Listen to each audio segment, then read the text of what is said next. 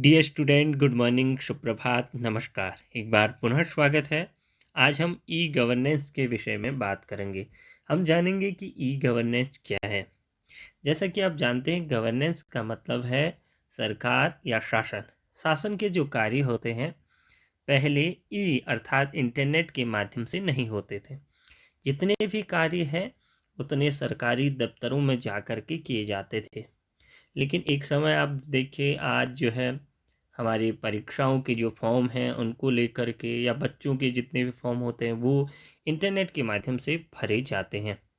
या यही नहीं, पेंशन की व्यवस्था, पैन कार्ड बनवाते हैं, आधार कार्ड बनवाते हैं या कुछ भी बनाते हैं, हम इंटरनेट की सहायता लेते हैं। हमें किसी भी दफ्तर की चक्कर लगाने की आज आवश्यकता नहीं है। वो बात अलग है कि ई गवर्नेंस आने के बावजूद भी हम दफ्तरों के चक्कर लगा रहे हैं। यह हमारा फेलियर भी आप कह सकते हैं। लेकिन इसके जो लाभ होने थे वो लाभ दिख भी रहे हैं, जैसे पैसे ट्रांसफ़र करना या अन्य चीज़ें जो तत्काल ही हम कर लेते हैं बिना बैंक जाए। चलिए इसी पे हम बात करेंगे।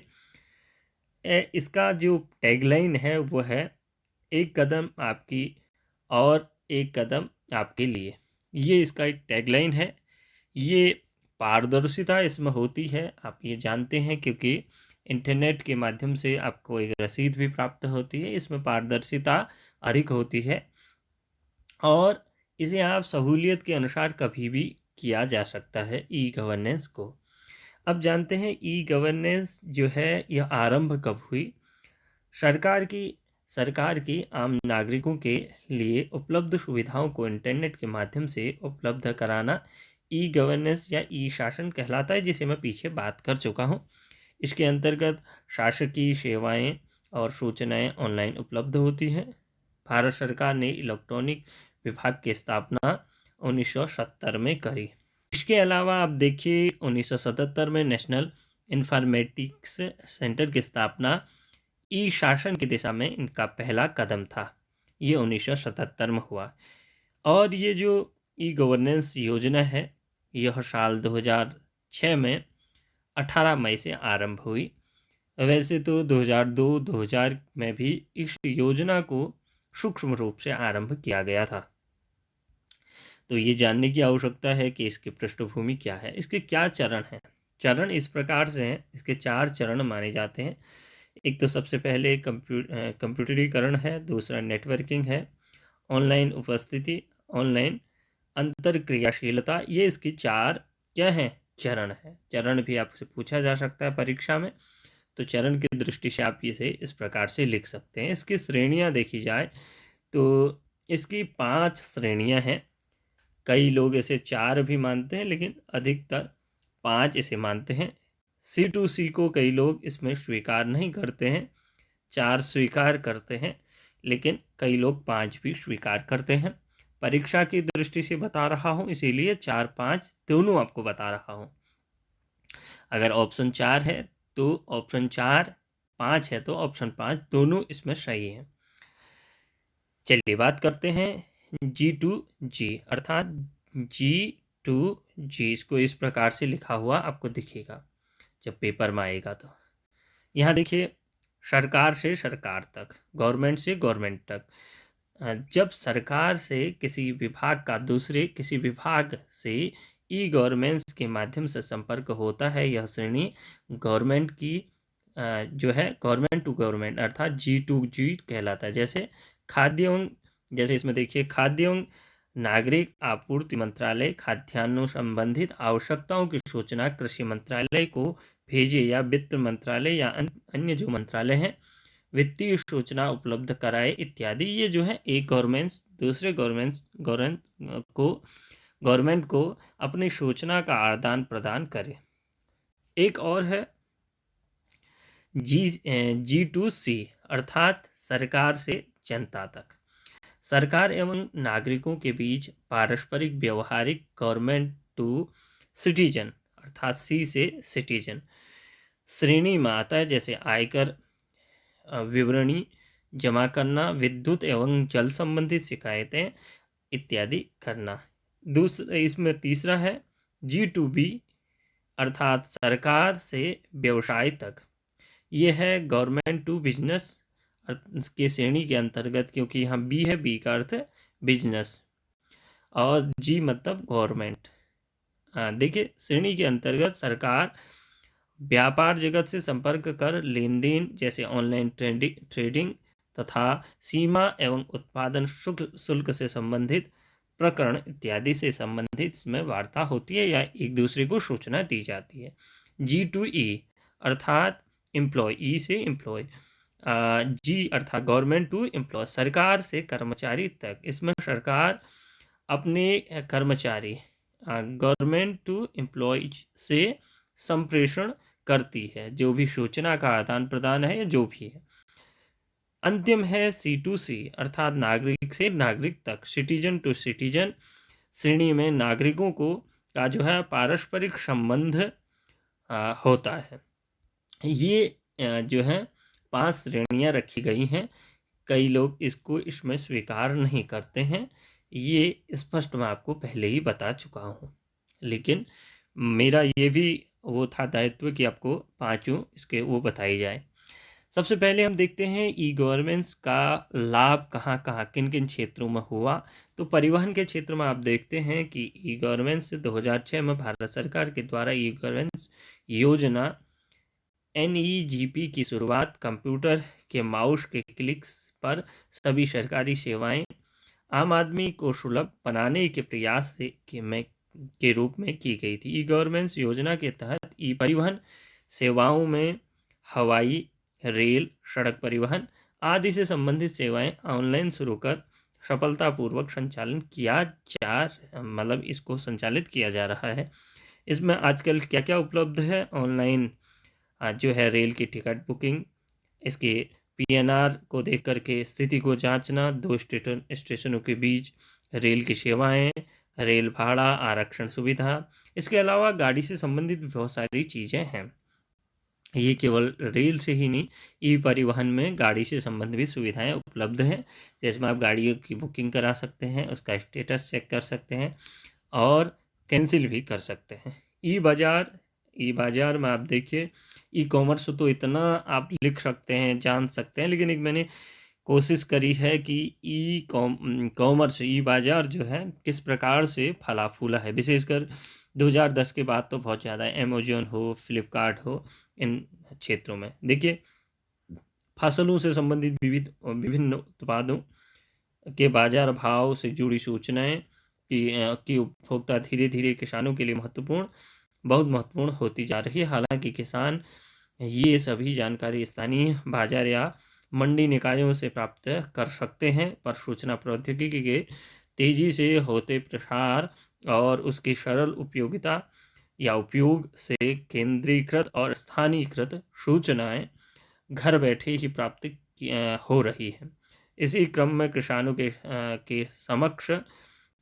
सक्षम करने के अंतर्गत ग्रामीण बाजार को उत्पादों को ऑनलाइन माध्यम से बेचने को, विशेषकर अब मैंने ये बोला ना कि ई जो कॉमर्स साइट है, विशेषकर वो हो गया, किसानों को सूचना का आदान प्रदान करना हो गया, दैनिक जो फसलों की रेट है, आप देखते हैं कि ई कॉमर्स के इंटरनेट के इस ज़माने में किसानों तक आसानी से प्राप्त हो जाता है कि फसल की क्या कॉस्ट चल रही है।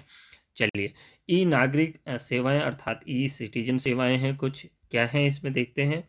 इसमें जो है इसके अंतर्गत जो आप देखते हैं आधार कार्ड इत्यादि, मनरेगा का आवेदन करना, ऑनलाइन पासपोर्ट का आवेदन करना, पैन कार्ड इत्यादि का निर्माण करना, आयकर रिटर्न करना, नाम बदलना या मतदान सूची में अपना नाम देखना, ये सारी चीज़ें क्या है? सिटीजन की सेवाएं हैं। इसके अलावा ई डाक और संचार सेवाएं, इसमें ई बैंकिंग भी आ गई है। ये मान के चलिए आप, डाक से संबंधित आप जानते ही हैं कि जितनी चीज़ें प्रौद्योगिकी से जुड़ी जा सकती थी वो धीरे धीरे जुड़ रही हैं। तो इसके अंतर्गत आप इन सेवाओं का लाभ उठा सकते हैं। त्वरित ई पोस्ट पोस्ट को भी आप पोस्ट सेवा को जांच सकते हैं कि कहाँ तक पहुँचा है। ई मनी ऑर्डर, स्पीड पोस्ट है, उसकी फिर आप जानकारी भी अपडेट भी देख सकते हैं। ऑनलाइन खर्च को आप ऑनलाइन गणना कर सकते हैं।